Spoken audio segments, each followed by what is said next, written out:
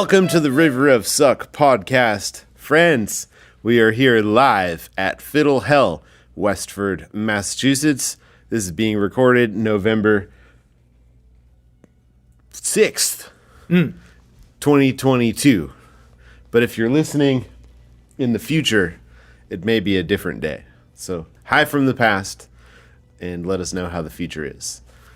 I have a very special guest today, my friend Jason Anick, who I've known since I was 0. This is true. This is true. It's good to be here, Andy. Our friendship has progressed from, I suppose, well, a minute ago you brought up that as a little child, I had a bite. Yeah. You've been known to bite off more than you could chew. Oh. Yes. Oh. No. Yeah, we've known each other forever, and it's so good to be back here at Fiddle Hell. It's always kind of just been like a family reunion because that's one of the things that our families would always do is get together over the years, play music, share stories, share bad puns. Especially the bad puns. Yeah. There's a lot of bad puns, but amazing music to be had. Yeah. So our parents were friends and roommates and bandmates. And so here we are. Musicians playing the fiddle. Apparently it worked. The next generation, yeah. The next generation. We are here. We are playing fiddles, and life is pretty cool. Yeah, yeah. It's great. It's really fun to have grown up in an environment where we were exposed to so many different musical styles, and it was like encouraged to improvise and jam and to come up with twin parts and do all these things, and it was a really creative environment to grow up in, you know, both in our separate households, but when we got together, it just amplified. That's right, and we did win some twin fiddle contests together. Mm-hmm. We did. What year was that first one? Do you remember? We were little. I remember what happens, not when it happens. Yeah. I'll just being honest here. Yeah, I know. I know that it happened and that we were both shorter. Yeah, definitely. Yeah, so we were a lot shorter back then, and we worked up some really cool twin parts. We did, and our parents also helped us work them up. We had some help. I believe at first it was you play this, and then you'll play this. It could have gone that way. And then we did it and looked all adorable. That's right. Being so little. And there's nothing like short little kids playing fiddles together. Well, so, you know, we are here at Fiddle Hell, and a lot of our friends here at Fiddle Hell know who you are. They know that you're a specialist in jazz fiddle. But why don't you tell us, listeners in the podcast audio universe, who is Jason Anick? And let me add one more thing to who is Jason Anick. What makes you feel like the youest you, the most Jason of Jasons? That is so hard. That is hard. Well, I think one of the things is definitely my upbringing, kind of a unique upbringing of so many different styles, whether learning fiddle tunes by ear, like I said, like our family is my dad, you know, Peter. He would teach us fiddle tunes by ear, and then I also got classical training early on, and then was really started to get into like Django's music because my dad also was into it and introduced me to it, even took me to see Stefan Grappelli perform when I was young, so I was exposed to it. And this was actually before YouTube and before Spotify and all that. So you really just had to have a parent who could expose you to these things. Mm-hmm. So I was lucky that he was really interested in the style and exposed me to it at an early age. And so between all these different genres that kind of kept I was being exposed to, along with my brother was studying saxophone, and he had this Charlie Parker's Greatest Hits album, and eventually I got my hands on that, and there was something that clicked when I heard that album as well. I just loved I love this idea of like kind of a Charlie Parker-esque improvisation on the violin. It didn't seem like there were that many people doing it. And so that's something that excited me because I really fell in love with improvisation.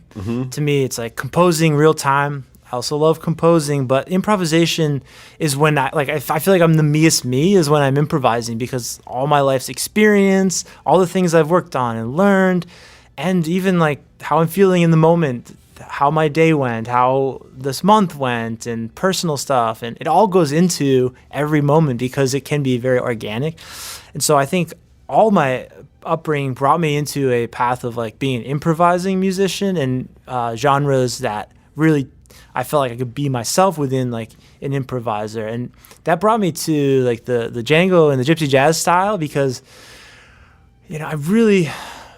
I fell in love with that, and also violin fits in so nice. I love acoustic violin and acoustic instrument and guitar, and I also took like the classical. I kept continuing the classical, and I loved the classical sound. I listened to a lot of classical violinists, and there's a little classical leaning in that genre as well. So kind of this encompasses like all my loves, like the instrument, the voice of the instrument, the challenges that the instrument brings, and I love the challenges. I like the challenges. The suffering, yes, heading to the that river. It is the river of sucks. So yes. We are going to talk about suffering. Absolutely. I love. Yeah, it is a challenging instrument, but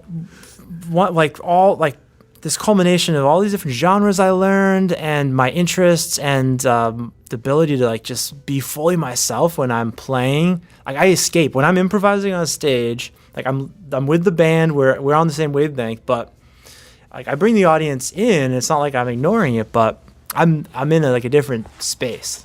I try to tap into a different headspace and a total different zone. And I love that. And that's when I feel like I'm the meest me as far as like music goes.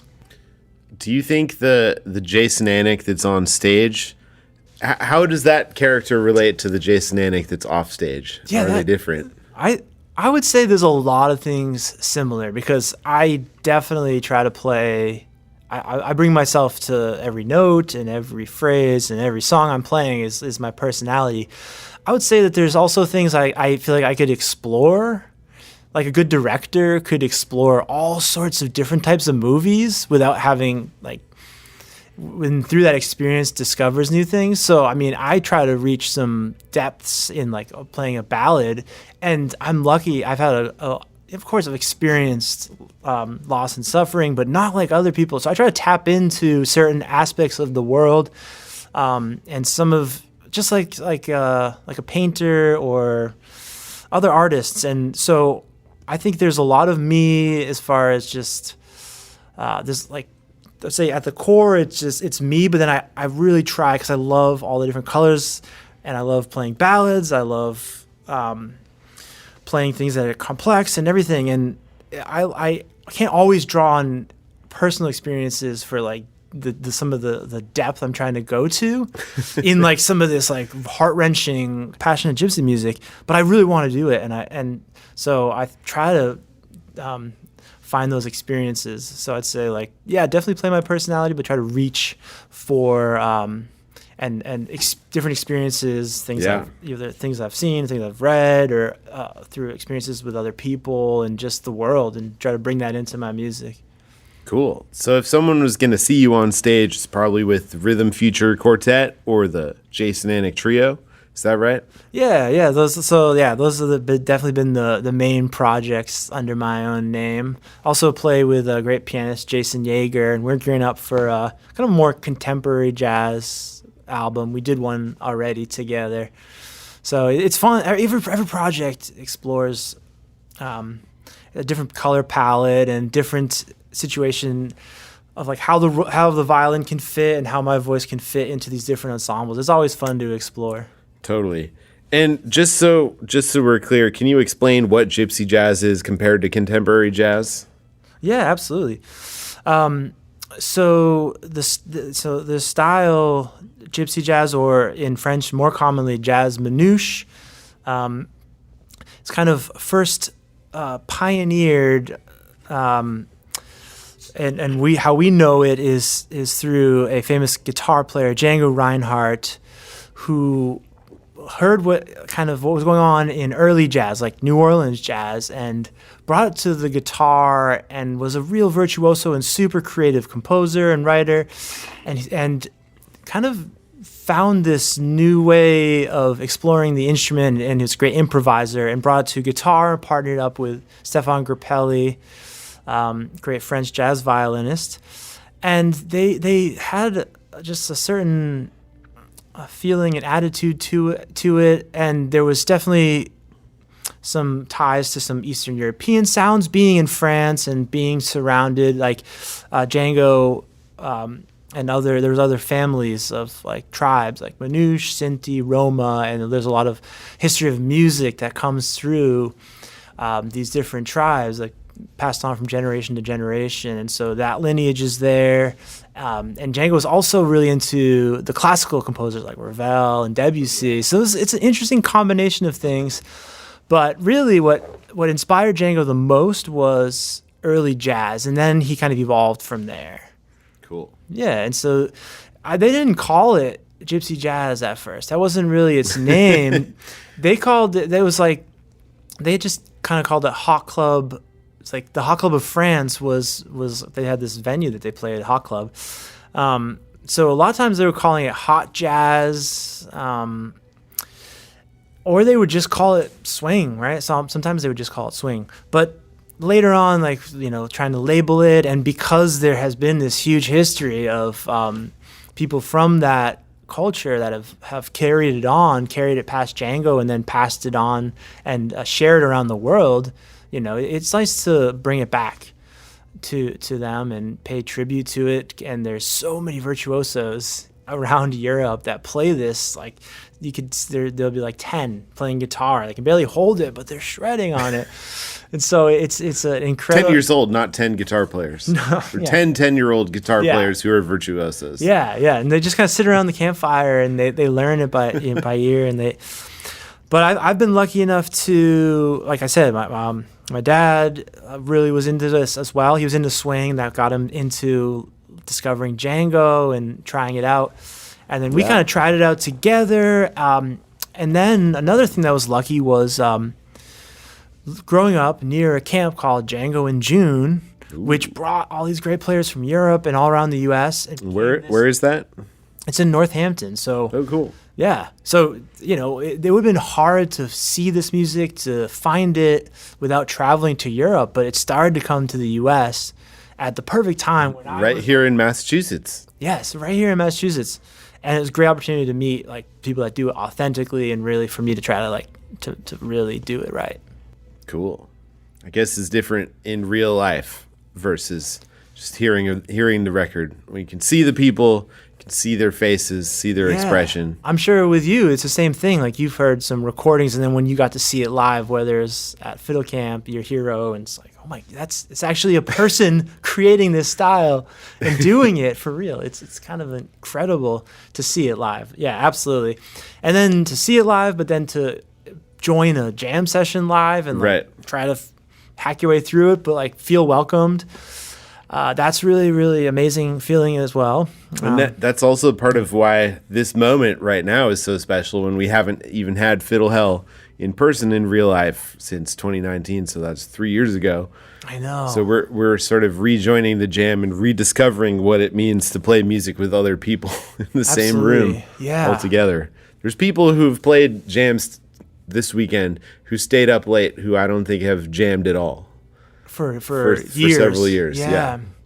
No. So feel the power of music. Absolutely, it's such the camaraderie. You can see how everyone's beaming. I mean, everyone's exhausted by today, but everyone's beaming. Everyone's they're in information overload in the best way from all the stuff they've learned. But it was a homecoming for so many people, and that's so exciting to see. And that's what music brings people together, really. Totally. Well, let's talk about the challenges and the struggle, which brings us to the river of suck. It's a big river. It is a big river. It can be overwhelming. Yeah. So, You are standing on one side of the river of suck. Behind you is your comfort cave. You're on your comfort shore. You're in your comfort zone. All the things you already know how to do. Easy, no problem. On the other side of the river of suck, we can see little tiny versions of ourselves who can do the things that we wish we could do now. And they're tiny because they're far away. It seems impossible. It seems like they're not even us, but it's actually future us.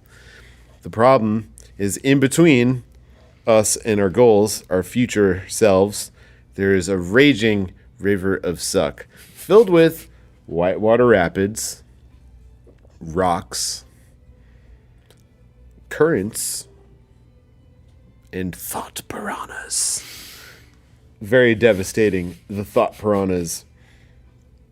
They're trying to help you.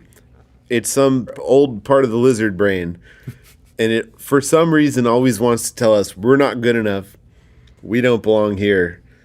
All these negative things, and they're just swimming around in our brains, whispering sweet, terrible things into our ears when we're trying to play music, we're trying to be with friends, anything. It can happen anytime. So the point of the analogy, which comes from John McGann, is that if we take small, little steps every day in our practice time and in our lives, we can reach those goals that seem so far away and so impossible. But there's no magic bridge to the other side. You have to swim, get bashed on the rocks, cut your feet on a sharp one you didn't even see coming, and get bitten by the thought piranhas and really struggle. I think progress really comes through the struggle, and whereas a lot of people just want to be better at something right now, this is one of the reasons we have a whole weekend filled with workshops that we're here, because it takes time, and it takes effort, and it takes energy to learn the things that are going to make us feel more like ourselves. So that's the river of suck. We can get there with little steps. You could build a raft with your practice time. I learned about the practice diamond from Matt Glazer when I was at Berkeley, which is the place that you now teach. Mm-hmm. You're a professor. And it's interesting. The practice diamond is sort of raft shaped. Yeah. And that'll let you identify your goals and even naming them and knowing that I'm going to spend time on this every day. And it doesn't have to be my whole day, but I'm going to take a little step. So that's the theory, is if you do it consistently, you can reach those goals that feel impossible. So does that make sense? Do you see the river of suck in your music, in your life? Yeah, absolutely. This is something, and everyone has different with either analogies or metaphors to describe, these types of these things. One thing that is good about like what you're doing and just talking about it is that it's an equalizer. Like we're all in this together. We all have journeys, but we all have these things that are internal that sometimes aren't even external. Sometimes they could be external as far as like certain challenges we have. But I just think it's so important for people listening who are struggling that like at every level we have like we experience these things. And it's such an important thing, like what you're doing, talking about it, and getting different perspectives. It's so important. So I just want to say that's awesome. Yeah. But for me, like some of the things, like a couple of the way, like to me, like the river suck has also, I sometimes reframe things. Reframing has been something that's really good for me, especially for those thought piranhas. Mm-hmm. So here are some things that I've discovered that have like helped me get to the other side. And one would be thinking about like about growing up playing some video games. Like our generation played video games, yep. And the most fun games and levels were the hardest, the ones that we just kept dying. Yeah. And then over and over. Oh, we kept dying over and over again, but we persisted because it was the challenge. And and new discoveries and new ways of thinking about it and doing it that actually unlocks a new level. And so I come back to that with music, is thinking about it that and so that's one way that I've been able to connect with people and connect with myself, and to think about it is reframing it as like this, as a video game, and remembering like, oh, some of the hardest, most challenging things can be the most rewarding, and you can enjoy the process too. And that's another reframing, is like actually like when we're bad at something and work on it, and just having these moments of like actually breaking through a new technique, or whether it's something like, I remember having these like little revelations or breakthroughs, like whether it be like a couple months and I'd discover something. Yeah. And you'd have these moments where I remember like setting these goals, and it was really tough. And there's definitely those moments where you're just like, I just don't think I'll ever get past a certain, whether it's a technical thing, or it's like trying to always be in rhythm or always be in tune, or just like the tone I want, or but I would remember I remember thinking back to like video games and like that journey, and like how much, like trying to dedicate that kind of time and energy and like discoveries, rethinking things, and thinking about like unlocking of levels as a way of like, yeah, there's gonna be those kind of deaths. We've reached level 7 violin. Yeah, and then the cool thing about it is it's a video game that doesn't end, which is awesome too. Because like I remember you'd beat a video game and you'd be like, oh, well, it's over. Oh, but this video game doesn't end. And it's more like almost like an RPG where you're like, your stats go up, but also you meet new people in new worlds. But it never ends in a good way, and that's the thing. It's like we're always working towards things, but I think it is super valuable to look back, appreciate different phases, little revelations we had, breakthroughs, our different phases, because that's good when we're in our current, like when we're like back in the river suck. We can think back to like the past rivers that we made it through, and remember that feeling of like, oh yeah, it was all worth it. It was worth it. And then it opened up this opportunity, and then it brought me these new musical friends, and then I got to travel, like all the different things that it has opened up. It makes all that work worth it. So that's one thing. The other thing I love to tell my students is, especially when they're starting improvisation, because that feels like this mountain to them. Right. And so I love this analogy of just a mountain that doesn't end. So as you climb, like enjoy the views, enjoy the vistas, and as you join it, it's a really good thing. Like there's no end in sight, so it doesn't matter that there isn't an end. So you don't have to think about that, and you actually then can appreciate each moment as you're climbing, and kind of be like, oh wow, the view's pretty good. Or then you can also say, wow, I've been climbing a lot. Like I'm way farther up. Yeah. So I like that one too, and that just clicks with me. Like. And I pass those things on to my students. So you brought up the thing that I forgot, which is that the process is messy, and you have to be doing it essentially poorly before you can be doing it well. And that moment of not sounding good, of sounding bad, is really hard. So I like the idea of being partway up a mountain and noticing how cool the view is, even from here at this moment when we're still struggling, and we see how much further we have to go, and it seems like we'll never get there. Yeah. But if you can't find some level of enjoyment in that moment, then that process is gonna suck. Yeah, and also once you accept that there's no top to the mountain, then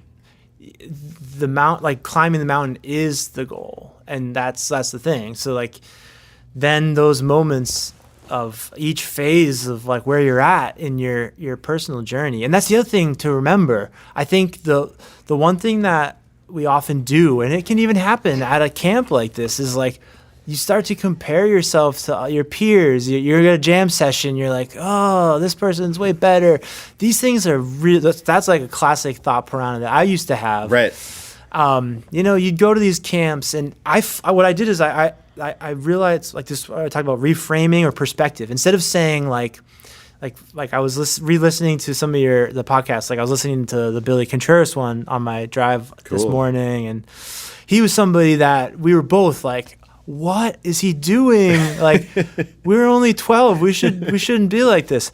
And so I remember wrestling with that and being like, well, if somebody's so much further ahead, how is it possible to ever catch up? And then I remember two things. Like, one is it's a personal journey that you do with a lot of people. So it's a collective journey that is personalized. So in other words, you play music with other people, but your own growth is your own growth, and it's very personal and really important. The other thing is nobody can be your collection of experiences. So that's right. If you play with your own personality, no one will ever sound like you. So that's another thing. It's like, finding what it means, what is the you as you, like you said, is finding that. And that was, for me, like finding my me as me was like, I just need to keep harnessing that, find what is me, and like keep growing there. And that's a personalized journey. And then it doesn't really matter to compare to other people.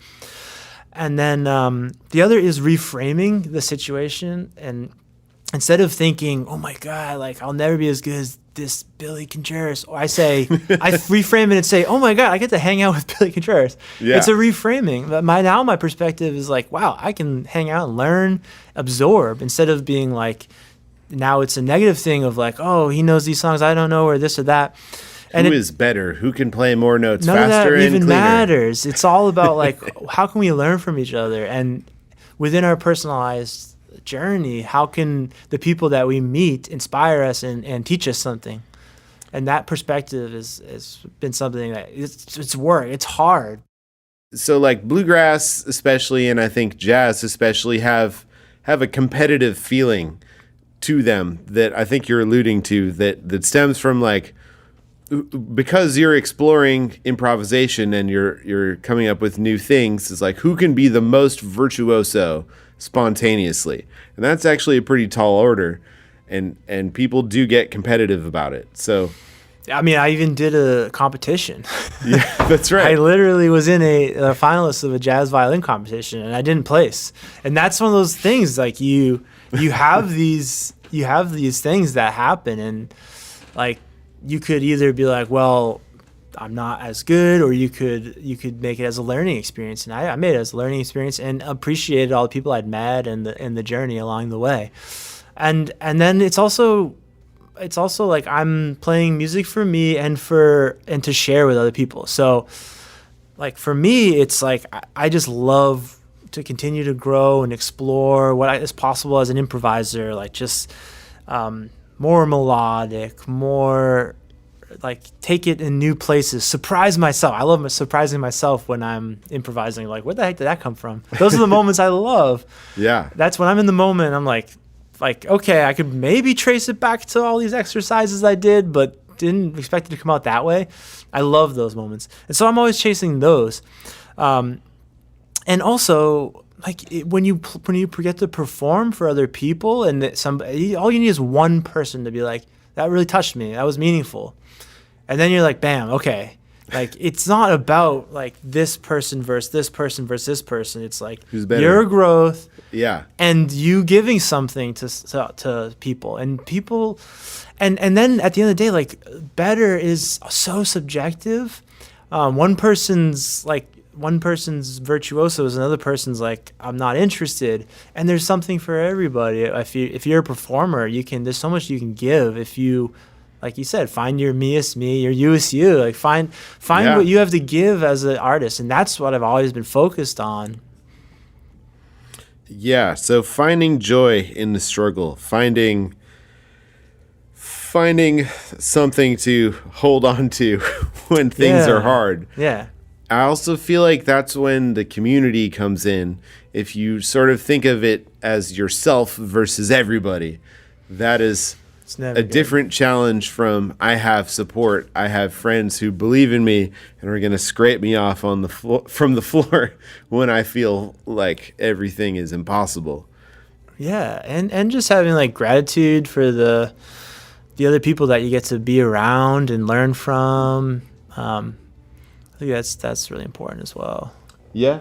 So I am a collector of struggle stories on this podcast.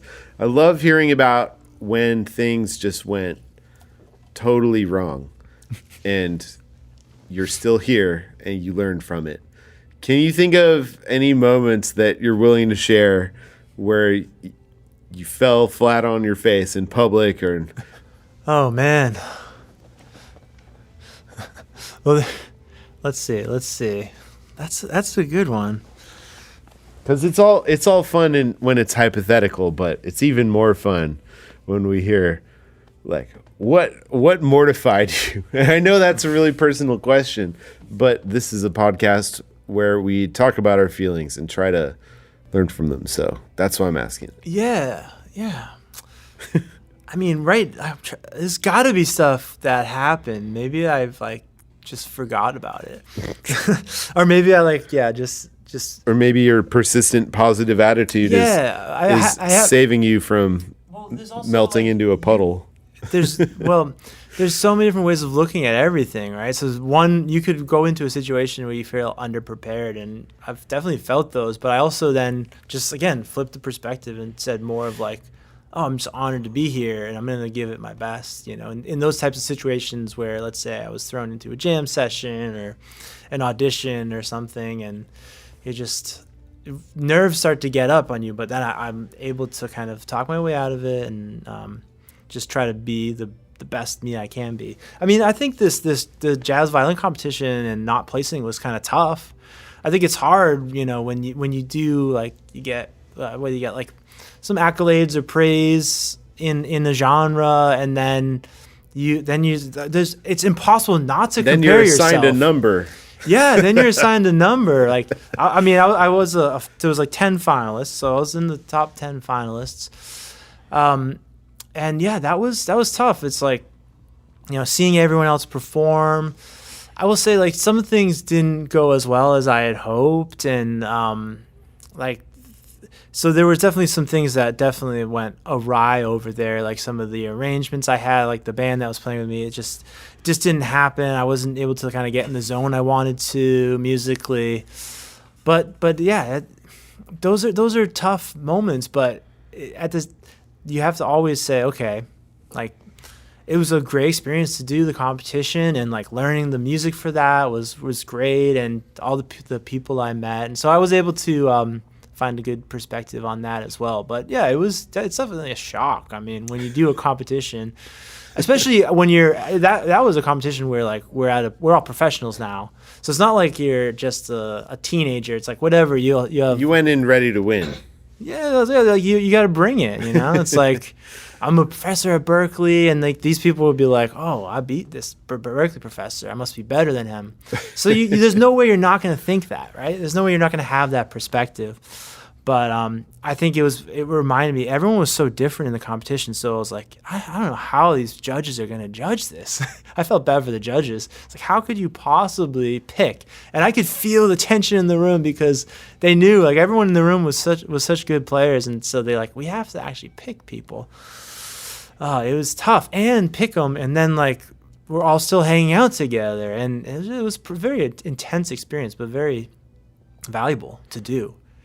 And definitely like a good one to reflect upon and grow from, and just continue to. You can either reevaluate things and say, maybe I'm not as good as I thought I was, or you can say, like, I'm just gonna keep doing what I'm doing and keep growing, and I'll watch my performance. Maybe there's things I missed, and there's constructive criticism, like actually growing from and watching yourself. And I will say this, I record myself a lot. Like, there's thousands of voice memos of me practicing. I record almost every time I practice. I record something, right? And then I, like, listen back on a practice break, and I say, like, almost like, okay, if I was this person's teacher, what would I say to them in a positive way? And that's been really helpful. And the more you do that, the more it just becomes second nature. And you're like, you can take criticism, you can take growth, like, and it's like practicing criticism.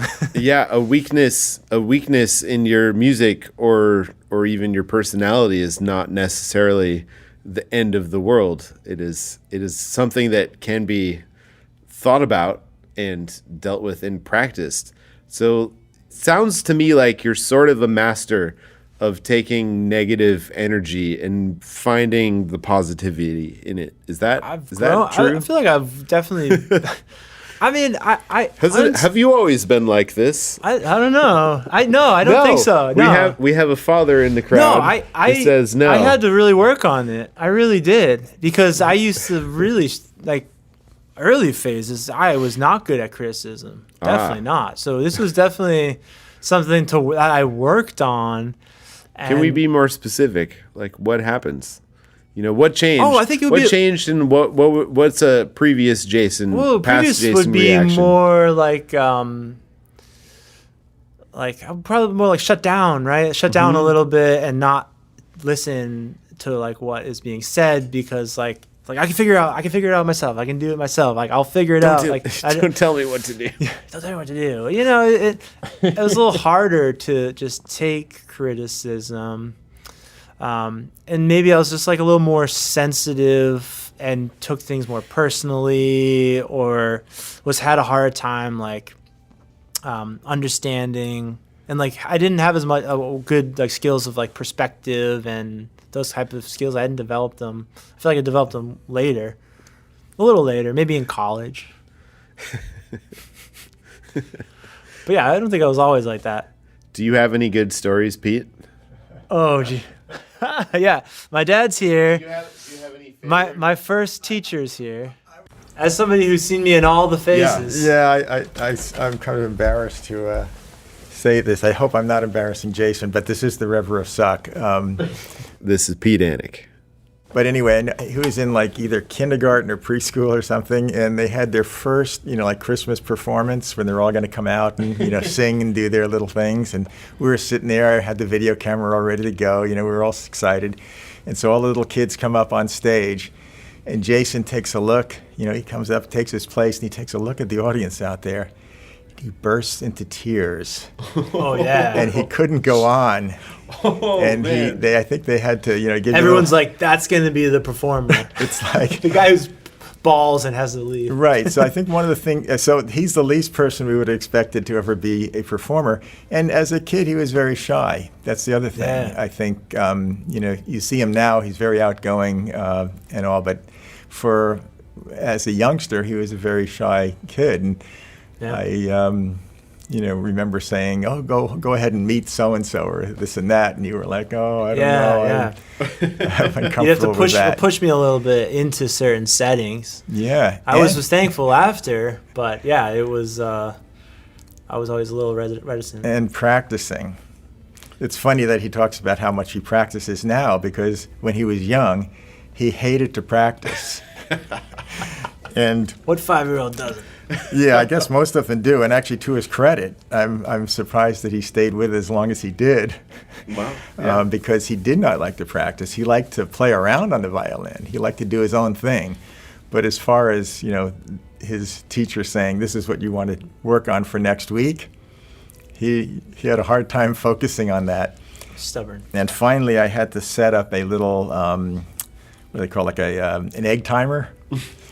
And for our half hour, and I'd set it for a half an hour and say, as long as you're practicing, that'll count to your half an hour. But if you deviate from that and just go goofing around or whatever, then I'd stop the egg timer.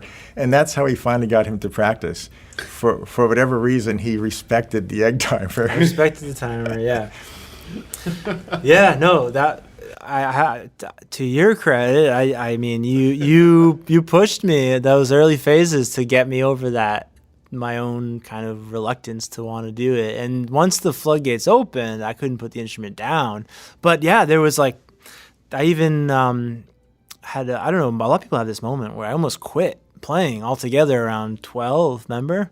There was that moment where I flat out was like, I mean, I was playing guitar. Like I was music was still there. I was like writing a lot of music on guitar. So I was like, I want to continue music. I'm really enjoying it. But violin, I was just a lost connection to it.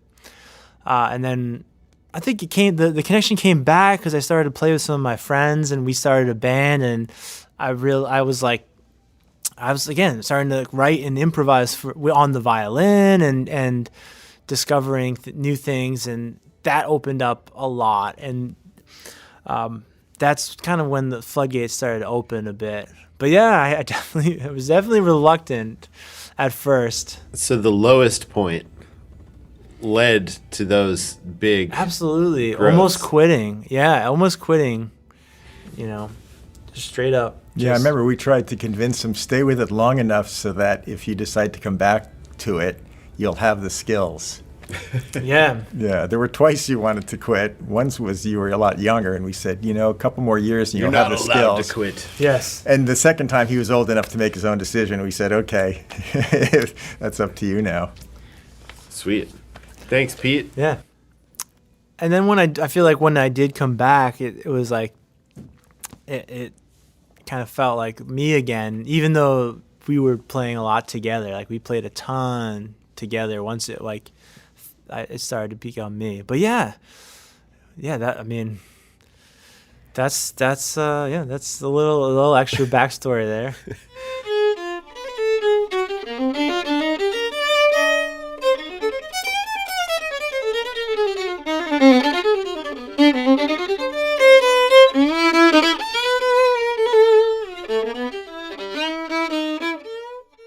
Trying to be a person, keeping it together, swimming through the brain fog, focusing on the goals you have set is never easy. Waking up every day feeling tired because you didn't get enough sleep, or even feeling tired when you did get enough sleep, makes it hard to follow through and concentrate on the hard work of swimming through the river of suck. I started drinking these little green shots called Magic Mind in the mornings, and I love them. They help me get in the right state of mind for a productive day. I feel way better in the mornings, and I'm happier throughout the day, thanks to adaptogens that boost your mind and help you relax.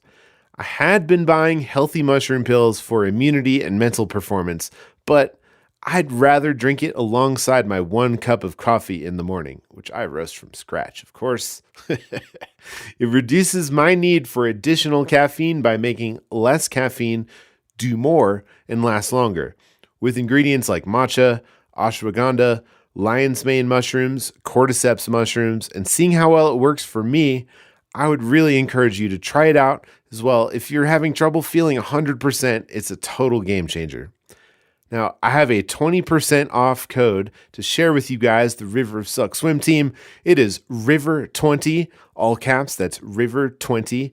To use it, you go to magicmind.co/river and make it happen.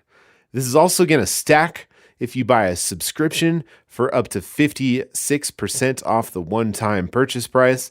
And Magic Mind has a money-back guarantee, so if you're not feeling it, no worries. Once again, that code is River20, and the website is magicmind.co/river. You've been spending a lot of time working on a book called Violin Fingerboard Mastery.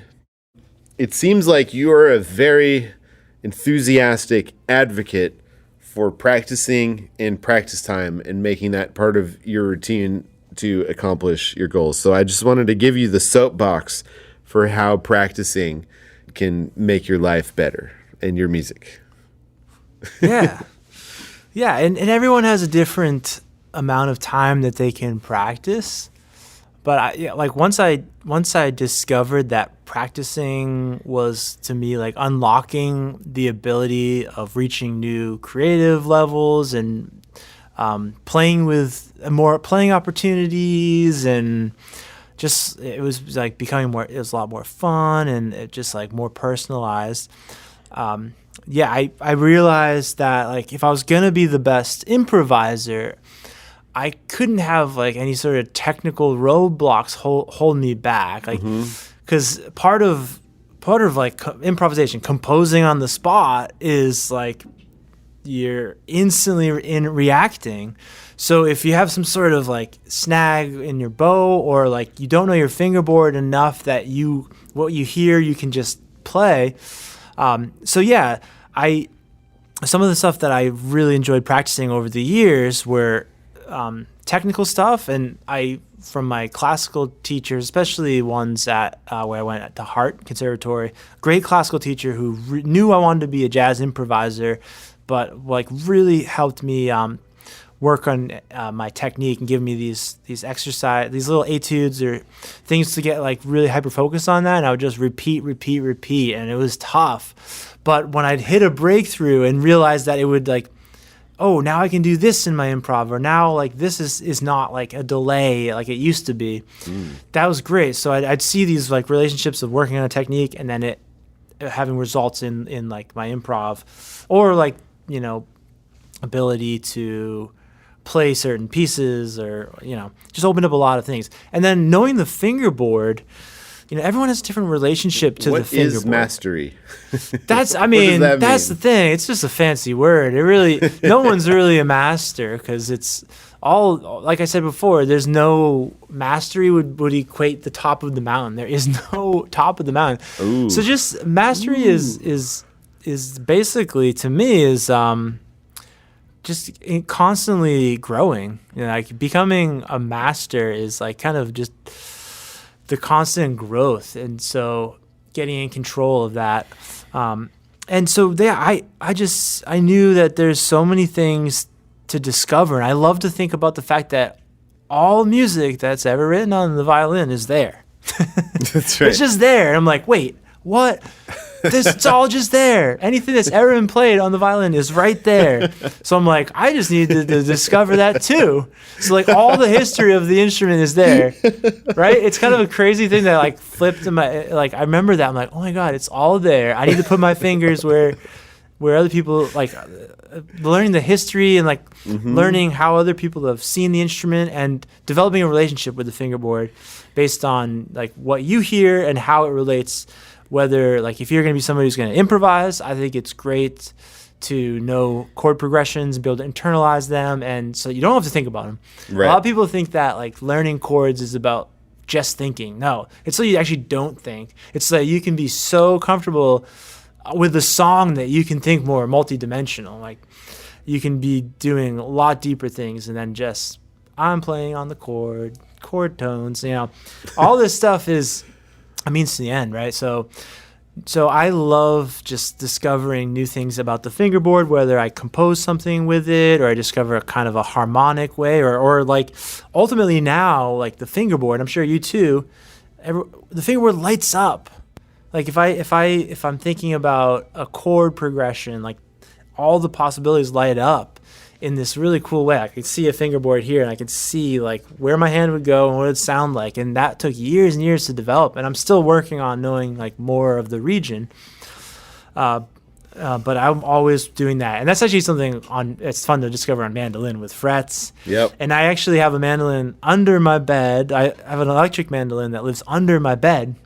And, you know, many nights I would go to bed like and just practice fingerboard stuff before I went to bed. All these little exercises that I put in the book are things that I did and put through the paces, and I see the fingerboard totally different from like more of a blank slate. Like I hope this is right where my finger's going. Like in the really early days to like really having that confidence of like all the possibilities. So it's like technical, unlocking things from the technical side of things is like freedom to execute what you want. And then knowing the fingerboard harmonically is like being able to act on that in a way that's instantaneously. And then there's inspiration. Like you got to be listening all the time and playing and writing. And so you need inspiration at the end of the day. You can't just be a computer that does things like both technically and so these... Sure. These are it's got to mean something. Yeah, exactly. So those are the things that I'm boiling down. And I also, in the book, wanted to have like exercises that just people could work on in like 5 minutes a day, you know, just like 5-10 minutes a day, just like take an exercise, see what it does for you. Because some people get overwhelmed with books and methods sometimes, and like it's like I'll never have time to go through this whole thing. But it's like you can just kind of cherry pick and find things that work for you depending on where you're at and what your goals are. And so that was kind of what I wanted to set up for that. You too can achieve mastery of the fingerboard with it with just one purchase of one book. One purchase and a lot of spending a lot of time. A lot of time. Cool. Get out your fiddle and Are we gonna play? I think we need a little bit of that. Yes, please. It's I think we need a little magic fiddle. yeah. We're gonna play one that Pete Anick wrote. This is the Thanksgiving classic. It was a must every Thanksgiving. It pairs nicely with gravy. That's right. A little bit of Song or pairings. homebrew. That's right. Even better with homebrew. Ooh. Oh. Ooh. Oh.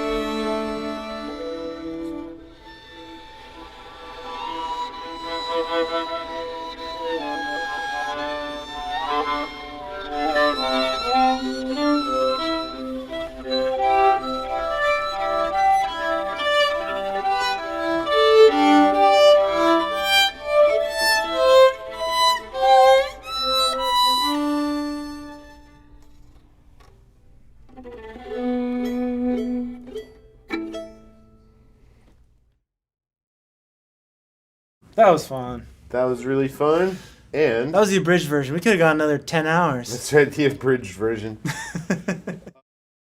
So I want to thank you, Jason, for sitting down, talking about the uncomfortable feelings, not just into microphones, but in front of these beautiful fellow fiddlers. I know they're really intimidating, and you're also the first guest whose father stepped up to the mic to tell disturbing stories about their growth. So about crying. My first performance was me bawling. I probably peed my pants too. I don't know. Who knows? I was a natural. That's right. So thanks for being comfortable with the uncomfortability and being willing to talk about it. I really appreciate it. Where can we learn more about you? Is it jasonanick.com? What do you got coming up? What should we check out? What should we buy? Where do we hear your music? All that stuff. Yeah. Oh, it's been a pleasure, Andy. I mean, thanks for having me. I love the podcast, and I think it's awesome. It's this great equalizer. We're all on this journey together and also on our own personal journeys, and no one is immune from the good, the bad, and the ugly. It's all there. No one's immune. So I think it's awesome that you're doing this, getting different perspectives. And so it's like that. Got to give my 2 cents. Yeah. But yeah, where can people find me? Yeah, jasonanick.com, and YouTube. Magic Fiddle is a channel that I created with my dad, and we have posted lots of stuff over the years. I've a couple of my pandemic projects, since obviously wasn't touring as much, were one finishing this violin fingerboard mastery book. I wrote 12 solo violin pieces that I've been working on and trying to create a book there. And I did a series of transcriptions where I feel like I improvise, I try to be as melodic, interesting, intriguing improv that people can study in the little Sound Slice courses. I don't know. Have you checked out Sound Slice? Sound Slice. Sound Slice. It's pretty cool. It's a transcription thing that pairs video or audio with the score, and it goes by, cool. And you can do a lot of fun. Slow it down and take sections. And anyway, so got some courses up there. That's all on the website. If Instagram.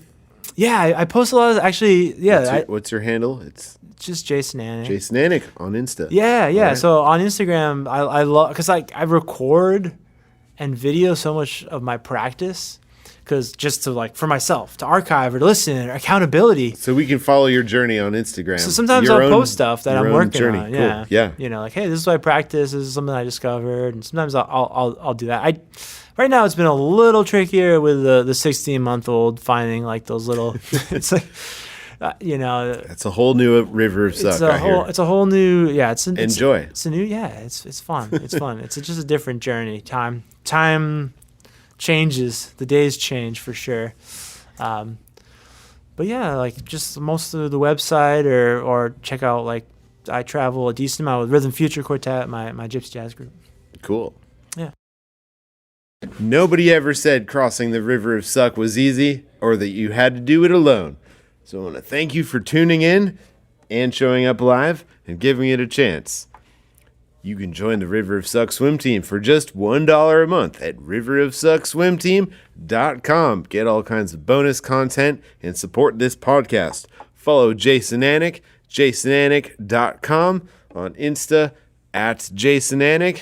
Follow his journey as he crosses the violin fingerboard mastery river along with you, especially if you buy the book. And thanks again for being here. Man, my pleasure. Yeah. Now we're going to need a picture. Yeah.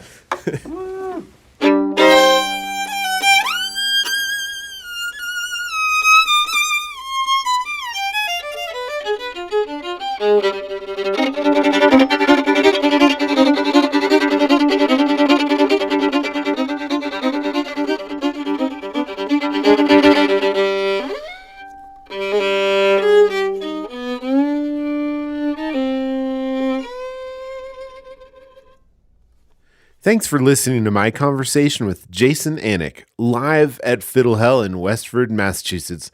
I hope you had a blast, and let this be a warning to future guests with parents in a live audience.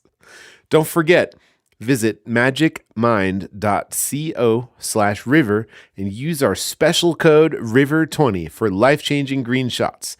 And in just a moment, this episode will continue with a bonus conversation. I've had help this fall from 2 students at CU Boulder through the English Department Internship Program. I thought it would be fun to finish out our time together with a ski day at Eldora, our local hill. Turns out both Trey and Sam are super fast and awesome skiers. And my wife, Dr. Joy Adams of Big Richard, joined us, and we had a great conversation to wrap up the semester on an incredibly slow chairlift.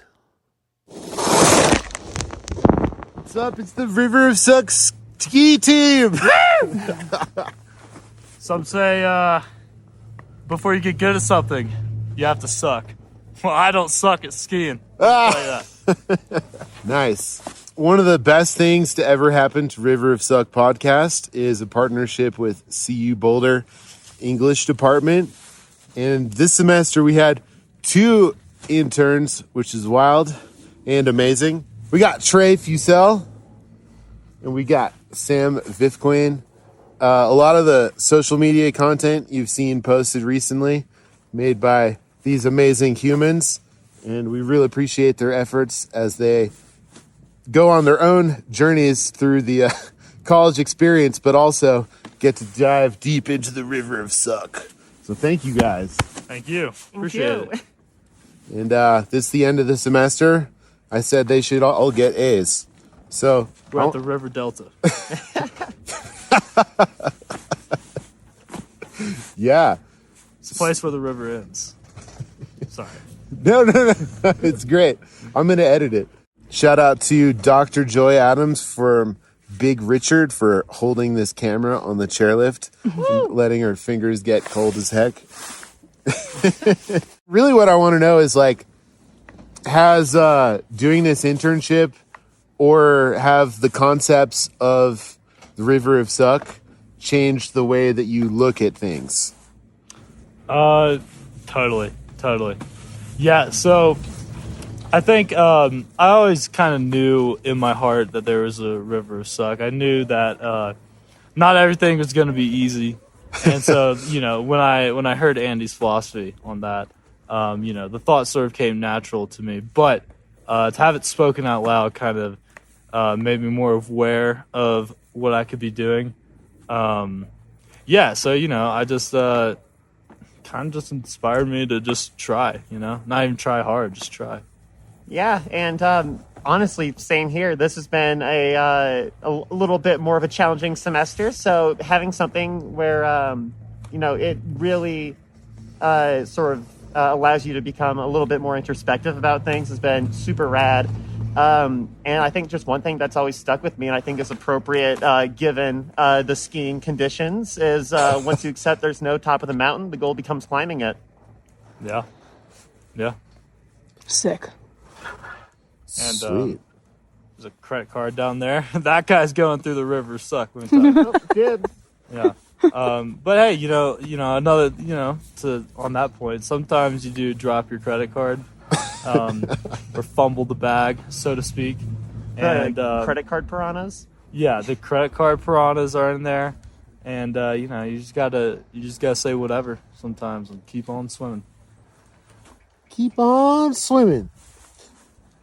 Did you have any rough moments when you were doing homework for other classes where you just wanted to slam your head on the desk and then you remembered that the suffering and the trials and tribulations are the thing that's going to deliver you to that goal you're looking for?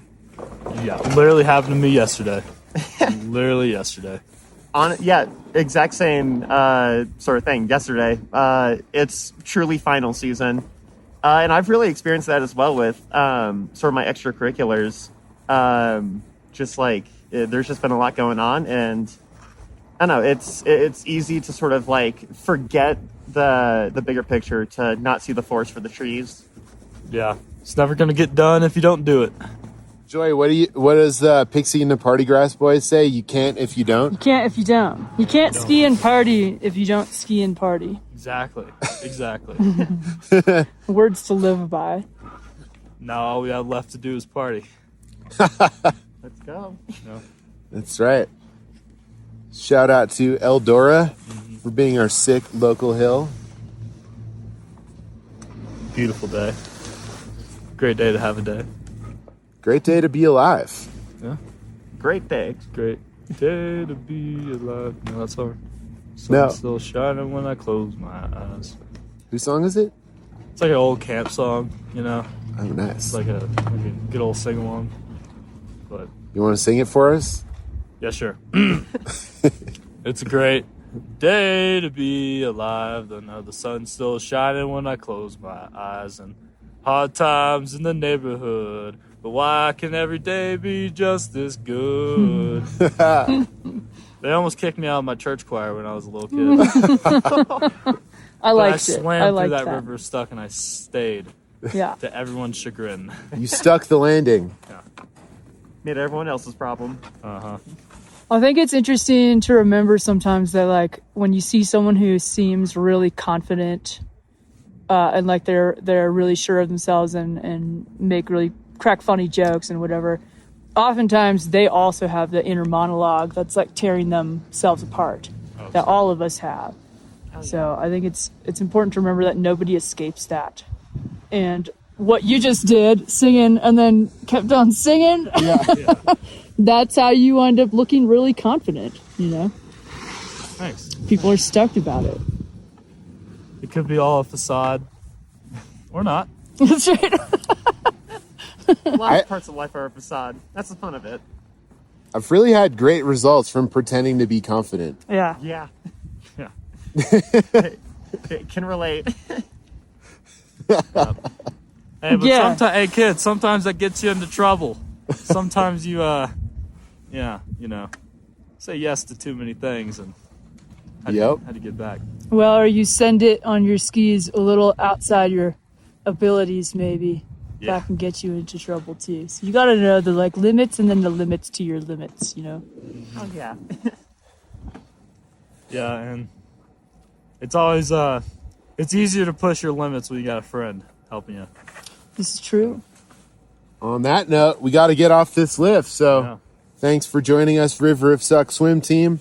This is the River of Suck ski team. And rock Keep- on. keep The stoke is real. Let's go Buffs. So, you beat me to it. Yeah. Till next time, keep swimming.